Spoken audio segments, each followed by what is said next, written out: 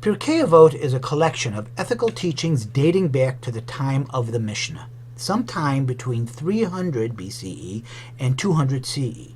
Because it is so accessible, Pirkei Avot has been reprinted more often than any other rabbinic text. It can also be found in many Sidurim.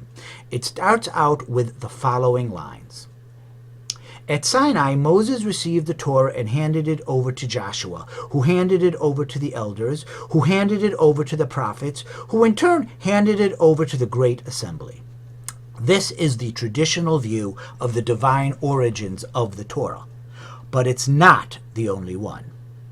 Another interpretation, developed in the 19th century and most recently refined by Dr. Richard Elliott Friedman, author of Who Wrote the Bible, looks at the development of Torah as a process. The books of the Torah and the other books of the Bible, according to this view, called the documentary hypothesis, were put together from various sources that date back to the foundations of the Jewish people and mirror its history. The key element here is the idea of sources. It's like tributaries that flow into a great river that we call Tanakh, the Bible. In the beginning there was one land of Israel, ruled by King David and his son Solomon. And then sometime in the 10th century BCE, the country split into two, the northern kingdom of Israel and the southern kingdom of Judah. This state of affairs lasted for about 200 years, when, in about 722 BCE, Israel was destroyed by the Assyrians. During this time, a text was composed that makes up part of today's Torah. It's called J because the name of God that is used is Yud He Vav He, the unpronounceable name of God, also called the Tetragrammaton, translated as Lord and described by traditional rabbinic sources as the attribute of mercy. We met this God when we explored the creation of the world. Why J? Because the folks who developed this idea originally were German, and in that language J is pronounced as Y, the first sound of the Tetragrammaton. According to Dr. Friedman, J was written by an author living in Judah, the southern kingdom. This version contains many of the famous biblical accounts that we are familiar with, but not all. Meanwhile, in the northern kingdom of Israel, a different text was composed, called E, using the name Elohim as God's name, El, the attribute of justice according to rabbinic tradition. This version also contains many of the familiar stories of the Torah, some of them the same as the J version with variations, but some different.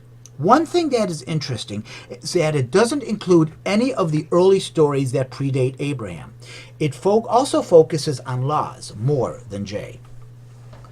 The point here is that the ancient Jews who live in different regions had their own traditions and understandings of their common history, which was chronicled by E in the north and J in the south. When the kingdom of Israel was destroyed by the Assyrians, the traditions reflected by J and E were no longer separated by a border. They coexisted in the remaining Jewish country of Judah. So someone took both histories or versions of the Torah and combined them. This work is called RJE. R refers to redactor. Hopefully, you're not confused yet. There's more. A third source, remember, J and E were redacted, were combined into a new version called RJE, is called P. It's called this because one of its primary concerns is the priesthood. It also concentrates on genealogies. It involves stories like J, but also concentrates on laws like E. It takes up about half of the books of Exodus and Numbers and practically all of Leviticus. This was compiled after the RJE version was redacted, sometime between the 7th and 5th century BCE. Linguistically, the Hebrew in P reflects a later stage than J and E, which are the earliest form of biblical Hebrew. Its purpose was to be an alternative history to the sources told in the J and E version. Take a breath now. I'll wait. There is one more main source. It's called D, because it consists of the book of Deuteronomy. This final book of the Torah is a review of the other four, as well as the account of Moses' farewell speech to the Hebrews and his death. According to the Tanakh, this book was discovered in the first temple during the reign of King Hosea of Judah in 622 BCE. You can read more about its discovery in Kings 2, chapter 22. The Hebrew indeed is from an even later stage of the language.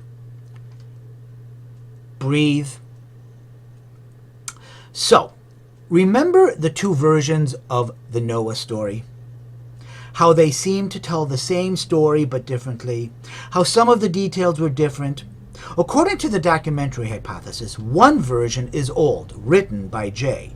The other, P, is newer. The J version calls God Yud, He, Vav, He. For P, God is Elohim. J says that Noah sent out a dove. P, a raven. P is very concerned with lineage and measurements. Not J. Interestingly, J has God regretting the creation of people. Not P, who seem to be all about regulations and rules. J has 7 pairs of clean animals. P calls for 1 pair of each. You don't have to agree with this.